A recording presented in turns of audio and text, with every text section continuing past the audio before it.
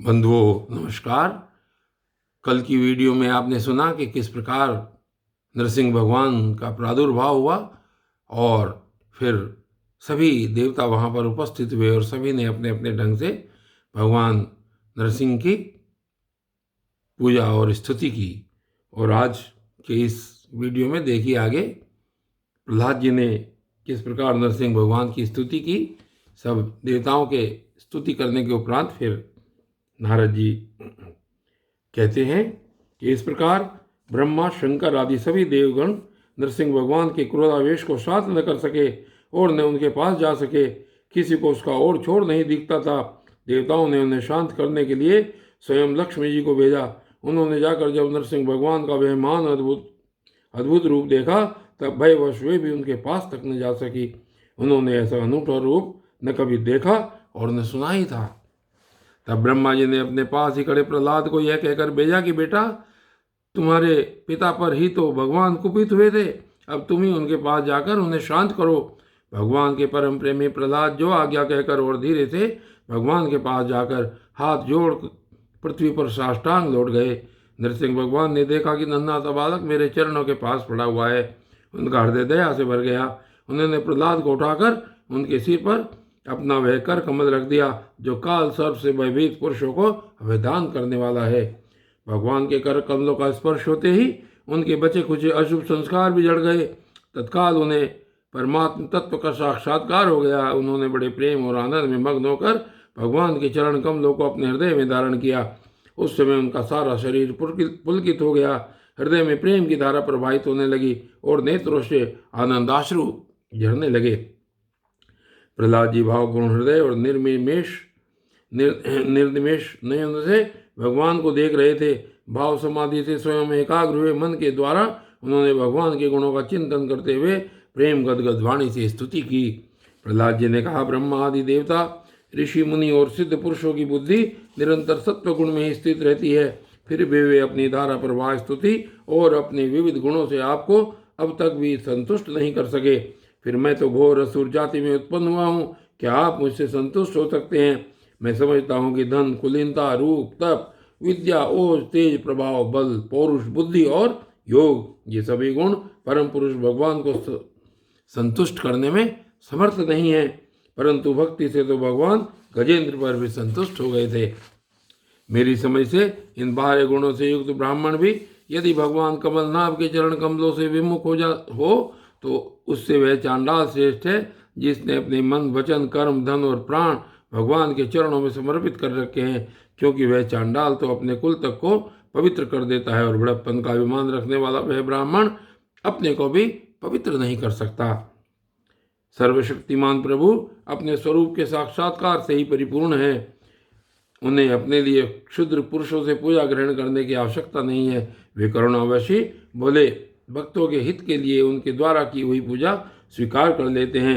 जैसे अपने मुख का सौंदर्य दर्पण में देखने वाले प्रतिबिंब को भी सुंदर बना देता है, वैसे ही भक्त भगवान के प्रति जो सम्मान प्रकट करता है वह उसे ही प्राप्त होता है। इसलिए सर्वथा योग्य और अनाधिकारी होने पर भी मैं बिना किसी शंका के अपनी बुद्धि के अनुसार सब प्रकार से भगवान की महिमा का वर्णन कर रहा हूँ। इस महिमा के गान का ही ऐसा प्रभाव है कि अविद्यावत संसार चक्र में पड़ा हुआ जीव तत्काल पवित्र हो जाता है। और इससे आगे फिर भगवान के सामने प्रहलाद जी कह रहे हैं कि भगवान आप सत्व गुण के आश्रय हैं। ये ब्रह्मा आदि सभी देवता आपके आज्ञाकारी भक्त हैं। ये हम दैत्यों की तरह आपसे द्वेष नहीं करते। प्रभु, आप बड़े बड़े सुंदर सुंदर अवतार ग्रहण करके इस जगत के कल्याण एवं अभ्युदय के लिए तथा उसे आत्मानंद की प्राप्ति कराने के लिए अनेकों प्रकार की लीलाएं करते हैं। जिस असुर को मारने के लिए आपने क्रोध किया था वह मारा जा चुका। अब आप अपना क्रोध शांत कीजिए। जैसे बिच्छू और सांप की मृत्यु से सज्जन भी सुखी ही होते हैं, वैसे ही दैत्य के संहार से सभी लोगों को बड़ा सुख मिला है। अब सब आपके शांत स्वरूप के दर्शन की बाढ़ जो रहे हैं। नरसिंह देव भय से मुक्त होने के लिए भक्तजन आपके इस रूप का स्मरण करेंगे। परमात्मन, आपका मुख बड़ा भयावना है, आपकी जीभ लपलपा रही है, आंखें सूर्य के समान हैं, भौहें चढ़ी हुई हैं, बड़ी पैनी दाढ़ें हैं, आंतों की माला, खून से लथपथ गर्दन के बाल बर्छे की तरह सीधे खड़े कान और दिग्गजों को भी भयभीत कर देने वाला सिंहनाद एवं शत्रुओं को फाड़ डालने वाले आपके इन नख को देखकर मैं तनिक भी भयभीत नहीं हुआ हूँ। दीनबंधु, मैं भयभीत हूँ तो केवल इस असह्य और उग्र संसार चक्र में पिसने से। मैं अपने कर्म पाशों से बंधकर इन भयंकर जंतुओं के बीच में डाल दिया गया हूँ। मेरे स्वामी, आप प्रसन्न होकर मुझे कब अपने उन चरण कमलों में बुलाएंगे जो समस्त जीवों की एकमात्र शरण और मोक्ष स्वरूप हैं। अनंत, मैं जिन जिन योनियों में गया उन सभी योनियों में प्रिय के वियोग और अप्रिय के संयोग से होने वाले शोक की आग में झुलसता रहा। उन दुखों को मिटाने की जो दवा है वह दुख रूप ही है। मैं न जाने कब से अपने से अतिरिक्त वस्तुओं को आत्मा समझकर इधर उधर भटक रहा हूँ। अब आप ऐसा साधन बदलाइए जिससे कि आपकी सेवा भक्ति प्राप्त कर सकूं। और आगे प्रहलाद जी कहते हैं कि प्रभु, आप हमारे प्रिय हैं, अहेतुक हितैषी सुहृद हैं, आप ही वास्तव में सबके परमाराध्य हैं। मैं ब्रह्मा जी के द्वारा गाई हुई आपकी लीला कथाओं का गान करता हुआ बड़ी सुगमता से राग आदि प्राकृत गुणों से मुक्त होकर इस संसार की कठिनाइयों को पार कर जाऊंगा, क्योंकि आपके चरण युग्म में रहने वाले भक्त परमहंस महात्माओं का संग तो मुझे मिलता ही रहेगा। भगवान नरसिंह, इस लोक में दुखी जीवों का दुख मिटाने के लिए जो उपाय माना जाता है वह आपके उपेक्षा करने पर एक क्षण के लिए ही होता है। यहाँ तक कि माँ बाप बालक की रक्षा नहीं कर सकते, औषधि रोग नहीं मिटा सकती और समुद्र में डूबते हुए को नौका नहीं बचा सकती। सत्वादि गुणों के कारण भिन्न भिन्न स्वभाव के जितने भी ब्रह्मादि श्रेष्ठ और कालादि कनिष्ठ करता हैं उनको प्रेरित करने वाले आप ही हैं। वे आपकी प्रेरणा से जिस आधार में स्थित होकर जिस निमित्त से जिन मिट्टी आदि उपकरणों से जिस समय जिन साधनों के द्वारा जिस अदृष्ट आदि की सहायता से जिस प्रयोजन के उद्देश्य से जिस विधि से जो कुछ उत्पन्न करते हैं या रूपांतरित करते हैं वे सब और वह सब आपका ही स्वरूप है। पुरुष की अनुमति से काल के द्वारा गुणों में क्षोभ होने पर माया मन प्रधान लिंग शरीर का निर्माण करती है। यह लिंग शरीर बलवान, कर्ममय एवं अनेक नाम रूपों में आसक्त छंदोमय है। यही अविद्या के द्वारा कल्पित मन, 10 इंद्रिय और 5 तन्मात्रा इन 16 विकार रूपों से युक्त संसार चक्र है।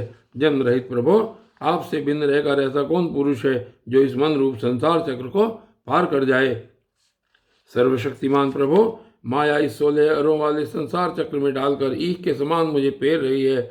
आप अपनी चैतन्य शक्ति से बुद्धि के समस्त गुणों को सर्वदा पराजित रखते हैं और काल रूप से संपूर्ण साध्य और साधनों को अपने अधीन रखते हैं। मैं आपकी शरण में आया हूँ, आप मुझे इससे बचाकर अपनी सन्निधि में खींच लीजिए। भगवान, जिनके लिए संसारी लोग बड़े लालायित रहते हैं, स्वर्ग में मिलने वाली समस्त लोकपालों की वह आयु, लक्ष्मी और ऐश्वर्य मैंने खूब देख लिए। जिस समय मेरे पिता तनिक क्रोध करके हंसते थे और उससे उनकी भुएं थोड़ी टेढ़ी हो जाती थी, तब उन स्वर्ग की संपत्तियों के लिए कहीं ठिकाना नहीं रह जाता था। वे लुटती फिरती थी, किंतु आपने मेरे उन पिता को भी मार डाला। इसलिए मैं ब्रह्मलोक तक की आयु, लक्ष्मी, ऐश्वर्य और वे इंद्रिय भोग जिन्हें संसार के प्राणी चाह करते हैं नहीं चाहता, क्योंकि मैं जानता हूँ कि अत्यंत शक्तिशाली काल का रूप धारण करके आपने उन्हें ग्रस रखा है। इसलिए मुझे आप अपने दासों की सन्निधि में ले चलिए। विषय भोगों की बात सुनने में ही अच्छी लगती है, वास्तव में वे मृग तृष्णा के जल के समान नितांत असत्य हैं। और यह शरीर भी जिससे वे भोगे जाते हैं अगणित रोगों का उद्गम स्थान है। कहाँ वे मिथ्या विषय भोग और कहाँ ये रोग युक्त शरीर। इन दोनों की क्षण भंगुरता और असारता जानकर भी मनुष्य इनमें विरक्त नहीं होता। वह कठिनाई से प्राप्त होने वाले भोग के नन्हे नन्हे मधु बिंदुओं से अपनी कामना की आग बुझाने की चेष्टा करता है। प्रभु, कहाँ तो इस तमोगुणी असुर वंश में रजोगुण से उत्पन्न हुआ मैं और कहाँ आपकी अनंत कृपा। धन्य है आपने अपना परम प्रसाद स्वरूप और सकल संतापहारी वह कर कमल ही मेरे सिर पर रखा है, जिसे आपने ब्रह्मा, शंकर और लक्ष्मी जी के सिर पर भी कभी नहीं रखा। दूसरे संसारी जीवों के समान आप में छोटे बड़े का भेदभाव नहीं है, क्योंकि आप सबके आत्मा और अकारण प्रेमी हैं। फिर विकल्प वृक्ष के समान आपका कृपा प्रसाद भी सेवन भजन से ही प्राप्त होता है। सेवा के अनुसार ही जीवों पर आपकी कृपा का उदय होता है, उसमें जातिगत उच्चता या नीचता कारण नहीं है।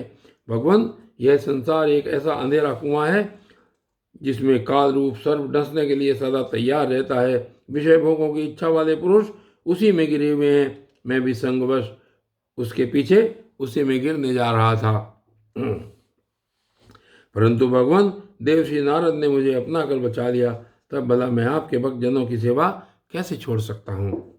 अनंत, जिस समय मेरे पिता ने अन्याय करने के लिए कमर कसकर हाथ में खड़ग ले लिया और वह कहने लगा कि यदि मेरे सिवा कोई और ईश्वर है तो तुझे बचा ले, मैं तेरा सिर काटता हूँ, उस समय आपने मेरे प्राणों की रक्षा की और मेरे पिता का वध किया। मैं तो समझता हूँ कि आपने अपने प्रेमी भक्त सनकादि ऋषियों का वचन सत्य करने के लिए ही वैसा किया था। भगवान, यह संपूर्ण जगत एकमात्र आप ही हैं, क्योंकि इसके आदि में आप ही कारण रूप से थे, अंत में आप ही अवधि के रूप में रहेंगे और बीच में इसकी प्रतीति के रूप में भी केवल आप ही हैं। आप अपनी माया से गुण के परिमाण आप अपनी माया से गुणों के परिणाम स्वरूप इस जगत की सृष्टि करके इसमें पहले से विद्यमान रहने पर भी प्रवेश की लीला करते हैं और उन गुणों से युक्त होकर अनेक मालूम पड़ते हैं। भगवान, यह जो कुछ कार्य कारण रूप में प्रतीत हो रहा है वह सब आप ही हैं और इससे भिन्न भी आप ही हैं। अपने पराये का भेदभाव तो अर्थहीन शब्दों की माया है, क्योंकि जिससे जिसका जन्म स्थिति लय और प्रकाश होता है वह उसका स्वरूप ही होता है। जैसे बीज और वृक्ष कारण और कार्य की दृष्टि से भिन्न भिन्न हैं, तो भी गंध तन मात्रा की दृष्टि से दोनों एक ही हैं। भगवान, आप इस संपूर्ण विश्व को स्वयं ही अपने में समेटकर आत्म सुख का अनुभव करते हुए निष्क्रिय होकर प्रलयकालीन जल में शयन करते हैं। उस समय अपने स्वयं सिद्ध योग के द्वारा बाह्य दृष्टि को बंद कर आप अपने स्वरूप के प्रकाश में निद्रा को विलीन कर लेते हैं और तुरीय ब्रह्मपद में स्थित रहते हैं। उस समय आप न तो तमोगुण से ही युक्त होते हैं और न विषयों को ही स्वीकार करते हैं। आप अपनी काल शक्ति से प्रकृति के गुणों को प्रेरित करते हैं, इसलिए यह ब्रह्मांड आपका ही शरीर है। पहले यह आप में ही लीन था। जब प्रलयकालीन जल के भीतर शेष शैया पर शयन करने वाले आपने योग निद्रा की समाधि त्याग दी, तब वट के बीच से विशाल वृक्ष के समान आपकी नाभि से ब्रह्मांड कमल उत्पन्न हुआ। उस पर सूक्ष्मदर्शी ब्रह्मा जी प्रकट हुए। जब उन्हें कमल के सिवा और कुछ भी दिखाई न पड़ा, तब अपने में बीज रूप से व्याप्त आपको वे न जान सके और आपको अपने से बाहर समझकर जल के भीतर घुसकर 100 वर्ष तक ढूंढते रहे, परंतु वहां उन्हें कुछ नहीं मिला। यह ठीक ही है, क्योंकि अंकुर उगाने पर उसमें व्याप्त बीज को कोई बाहर अलग कैसे कर सकता है, अलग कैसे देख सकता है। ब्रह्मा को बड़ा आश्चर्य हुआ। विहार कर कमल पर बैठ गए। बहुत समय बीतने पर तीव्र तपस्या करने से जब उनका हृदय शुद्ध हो गया, तब उन्हें भूत इंद्रिय अंतःकरण रूप अपने शरीर में ही ओतप्रोत रूप से स्थित आपके सूक्ष्म रूप का साक्षात्कार हुआ। ठीक वैसे ही जैसे पृथ्वी में व्याप्त उसकी अति सूक्ष्म तन्मात्रा गंध का होता है। विराट पुरुष सहस्त्रमुख, चरण, सिर, हाथ, जंगा, नासिका, मुख, कान, नेत्र, आभूषण और आयुधों से संपन्न था। 14 लोग उसके विभिन्न अंगों के रूप में शोभायमान थे। वह भगवान की एक लीलामयी मूर्ति थी। उसे देखकर ब्रह्मा जी को बड़ा आनंद हुआ। रजोगुण और तमोगुण रूप मधु और कैटभ नाम के 2 बड़े बलवान देते थे। जब वे वेदों को चुरा कर ले गए, तब आपने हयग्रीव अवतार ग्रहण किया और उन दोनों को मारकर सत्वगुण रूप श्रुतियां ब्रह्मा जी को लौटा दी। वह सत्वगुण ही आपका अत्यंत प्रिय शरीर है। महात्मा लोग इस प्रकार वर्णन करते हैं, पुरुषोत्तम, इस प्रकार आप मनुष्य, पशु, पक्षी, ऋषि, देवता और मत्स्य आदि अवतार लेकर लोगों का पालन तथा विश्व के द्रोहियों का संहार करते हैं। इन अवतारों के द्वारा आप प्रत्येक युग में उसके धर्मों की रक्षा करते हैं। कलयुग में आप छिपकर गुप्त रूप से ही रहते हैं, इसलिए आपका एक नाम त्रियुग भी है।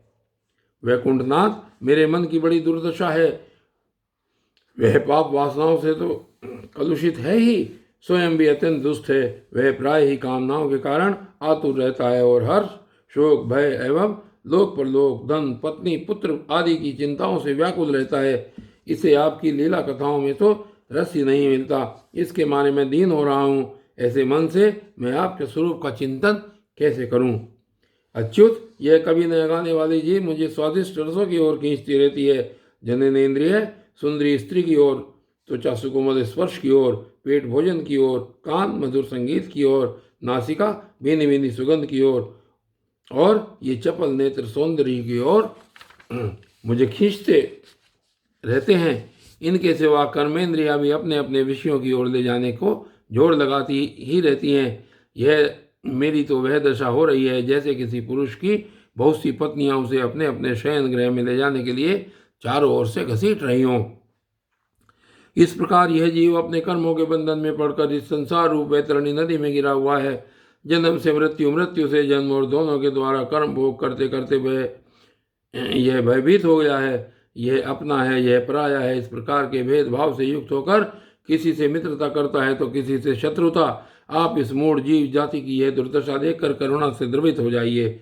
इस भव नदी से सर्वदा पार रहने वाले भगवान, इन प्राणियों को भी अब पार लगा दीजिए। जगत गुरु, आप इस सृष्टि की उत्पत्ति, स्थिति तथा पालन करने वाले हैं। ऐसी अवस्था में इन जीवों को इस भव नदी के पार उतार देने में आपको क्या प्रयास है? दीनजनों के परम हितैषी प्रभु, भूले भटके मूढ़ ही महान पुरुषों के विशेष अनुग्रह पात्र होते हैं।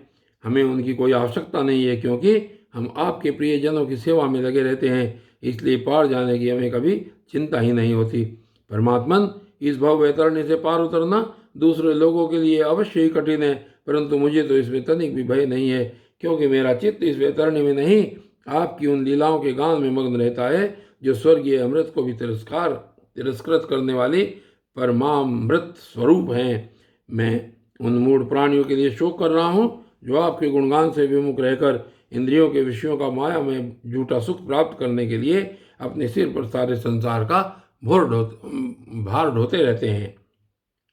मेरे स्वामी, बड़े बड़े ऋषि मुनि तो प्राय अपनी मुक्ति के लिए निर्जन वन में जाकर मौन व्रत धारण कर लेते हैं। वे दूसरों की भलाई के लिए कोई विशेष प्रयत्न नहीं करते, परंतु मेरी दशा तो दूसरी ही हो रही है। मैं इन भूले हुए असहाय गरीबों को छोड़कर अकेला मुक्त होना नहीं चाहता, और इन भटकते हुए प्राणों के लिए आपके सिवा और कोई सहारा भी नहीं दिखाई पड़ता। घर में फंसे हुए लोगों को जो मैथुन आदि का सुख मिलता है, वह अत्यंत तुच्छ एवं दुख रूपी है। जैसे कोई दोनों हाथों से खुजला रहा हो तो उसे खुजली में पहले उसे कुछ थोड़ा सा सुख मालूम पड़ता है, परंतु पीछे से दुख ही दुख होता है। किंतु ये भूले हुए अज्ञानी मनुष्य अपने दुख भोगने पर भी इन विषयों से अघाते नहीं। इसके विपरीत धीर पुरुष जैसे खुजलाहट को सह लेते हैं, वैसे ही कामादि वेगों को भी सह लेते हैं। सहने से ही उनका नाश होता है। पुरुषोत्तम, मोक्ष के 10 साधन प्रसिद्ध हैं। मौन, ब्रह्मचर्य, शास्त्र श्रवण, तपस्या, स्वाध्याय, स्वधर्म पालन, युक्तियों से शास्त्रों की व्याख्या, एकांत सेवन, जप और समाधि।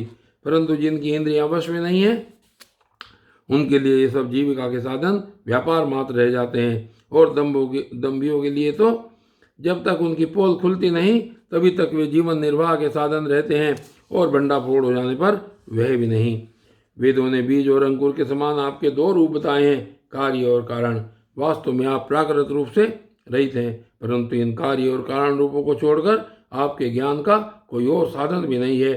काष्ठ मंथन के द्वारा जिस प्रकार अग्नि प्रकट की जाती है, उसी प्रकार योगीजन भक्ति योग की साधना से आपको कार्य और कारण दोनों में ही ढूंढ निकालते हैं, क्योंकि वास्तव में ये दोनों आपसे पृथक नहीं हैं, आपके स्वरूप ही हैं। अनंत प्रभो, वायु, अग्नि, पृथ्वी, आकाश, जल, पंच तन मात्राएं, प्राण, इंद्रिय, मन, चित्त, अहंकार, संपूर्ण जगत एवं सगुण और निर्गुण सब कुछ केवल आप ही हैं।